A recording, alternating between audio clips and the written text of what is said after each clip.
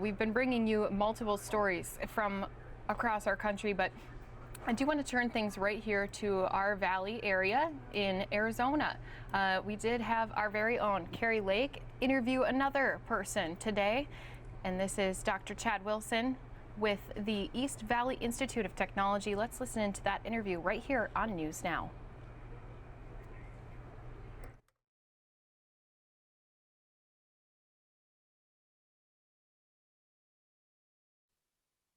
Joining me right now is Dr. Chad Wilson with EVIT, the East Valley Institute of Technology in Mesa, Arizona. And Dr. Wilson, thank you so much for joining me today. Thank you very much for having us. It's a pleasure to meet you. It's great to meet you via Zoom. I got to thinking the other night, laying awake in bed, as probably so many are doing now, and wondering where this economy is going. And I thought about your technical school because I realized you're churning out a lot of these essential jobs of people who are still working. Absolutely. I think one of the things that we focus daily at EVIT is the belief that we change lives. We change lives by loving our students and serving our community. And now more than ever, we see that as a reality because we know that a lot of the work that we do with our learners here translates during this economy in which they are only allowing essential businesses. And a lot of what we produce and provide our learners are jobs in those essential business fields. Do you think because of this that you're going to see an increase in high school students who want to enroll in your high school program and adults who want to enroll in your adult program because maybe they're in a job right now that they are realizing isn't maybe going to go forward be a great job to have? Yeah, I anticipate seeing enrollment increase in both of those categories, both on the high school side and on the adult side for the very reasons that you just said. I think that there's a realization that college matters, and I'm a big proponent of college, but I also think that there's market space and jobs in the market for individuals to come through our system and get industry certifications and go straight to the workforce and make not just okay money, but really good money and work in fields in which they can grow, as well as fields that just don't ever shut down. That are needed. Absolutely. Talk about what people there are learning and what kind of jobs they're going into, just for somebody who doesn't know anything about it. So we have 42 different programs that range from engineering to construction, industrial trades, to health sciences, to first responders, to EMT, to welding, to cosmetology, to hotel restaurant management, to culinary. So the range that we offer is really expansive. And I think any student, whether they be high school or adult that has interest, we can find a spot for them. I think where we will see growth most quickly is in some of those industrial trades, whether it be welding, HVAC. We know here in Arizona, there's no shortage of qualified HVAC technicians, and we hope to be able to be a pipeline for those career opportunities. Right. We always need AC. Yes, we do. Yes, we do. Especially in the coming months here in Arizona. Yes, ma'am. I wonder, though, if you'll see some of the kids who've been enrolled and been getting their education in something maybe like the culinary sciences want to rethink that because we're seeing that part of our economy just drop like a lead balloon. Right.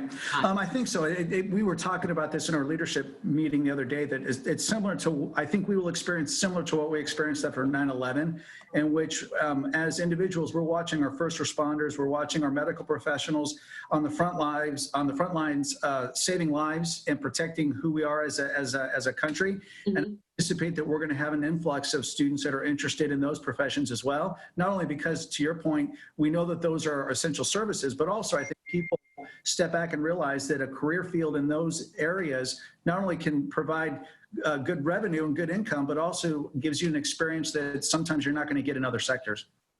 So right now you're closed down as most of the schools in Arizona, or how are you handling that? Because so much of what you teach is hands-on at a technical school. Yeah, it's been really difficult for us. So our facilities are closed, but we're still conducting school and we're doing that online. But it is a challenge because a lot of what we do is hands-on application-based learning, not only because of what we teach, but also we feel like there's a lot of learners that actually learn better that way.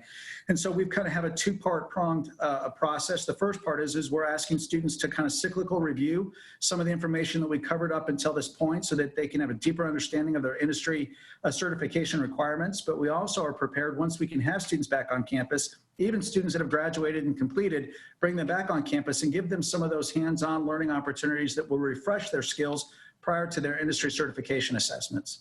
Now, are you considered a charter school here in Arizona? No, ma'am, we're a public school. Well, I mean, public school. A public district school, yes. And the governor has said that schools are closed for the remainder of the year. Do you have any options to go against that and say, well, we're going to stay open because we are providing essential workers into the workplace? We've contemplated that, but you know what? We believe very strongly that our first reaction needs to be to protect the welfare of our students. And as everybody knows, this is kind of an evolving process. And so when we were told that the idea behind it is that you don't want to have large groups together, oftentimes our students, even though they may not be large classes, they're working really intimately with each other, whether it be in the engine in the automotive industry or welding or whatever the case is. And what we wanted to do is make sure that we didn't put any of our students in harm's way. We're hoping that as some of the restrictions are loosened, that we would have some flexibility to bring students back, even in much smaller groups, but as needed in order to give those students the ability to learn the skills necessary to take industry certification so they can go straight to the workforce. All right. If somebody out there is sitting at home, like many are, and some are out working, which we appreciate, everybody who's out and about, and really kind of rethinking, maybe I need a career that's going to help me work through some of the tough times ahead. How do they enroll? What's the process? Give me all the details on that from the high school level and the adult. So from the high school level, you go through your sending high school counseling department, and we have a relationship with all of the East Valley high schools, and so they can connect you directly to us as a high school student. If you're an adult learner, then I would ask you to visit our website, EVIT.com, and on there's an adult education that you can click on and drop down, and we'll begin the process. Or you can just email me directly, honestly, cwilson@evit.com, and I'll be happy to point you in the right direction. That is service right there. Okay, so for high schoolers, are you only a public school that's open to East Valley kids, or is it all districts?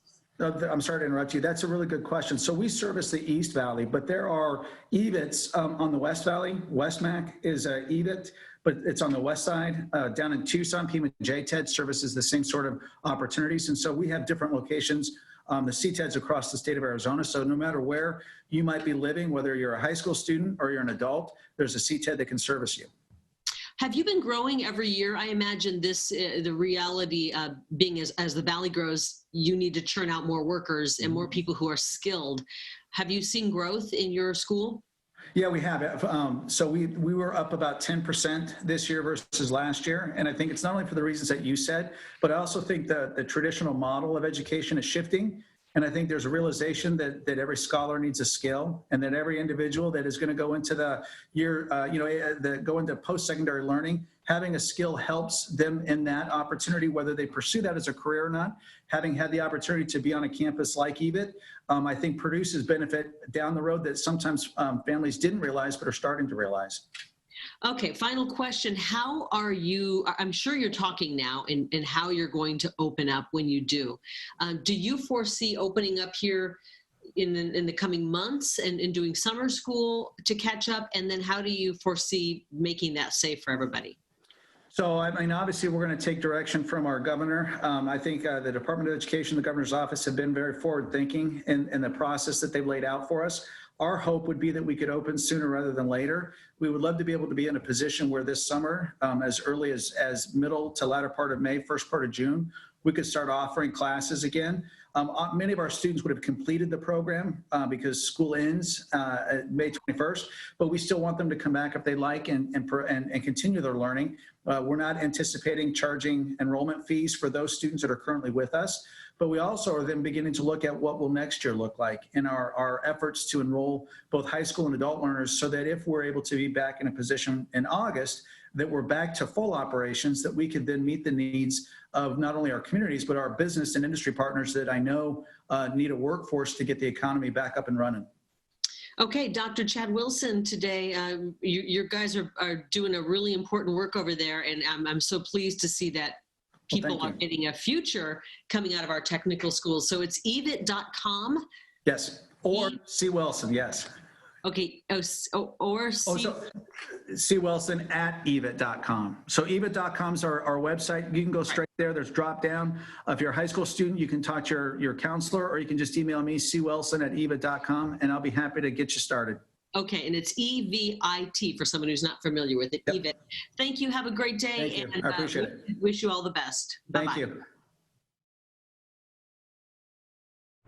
And once again, if you are one of those people here in the Phoenix metro area, you can always reach out again to Chad Wilson. All you have to do is email him, find out more about starting that new career path here in Arizona.